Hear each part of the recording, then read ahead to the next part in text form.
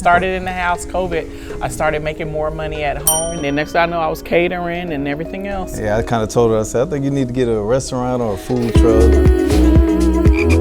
Did you always have a passion for making foods, and where did that come from? Yes, it came from my mom. My mom passed away last year around this time, so it came from her. She started with me, and you know, I'm sure she'll be very proud of me right now. So anything that I cook, I know that she's over me. She's watching me. Everything on the food truck gonna taste delicious, so I'm excited. Just go for your dreams. Hard work pays off, and be your own boss. Yeah, I'm a believer of speaking everything into existence. So, and that's what I do. Try to speak it into existence.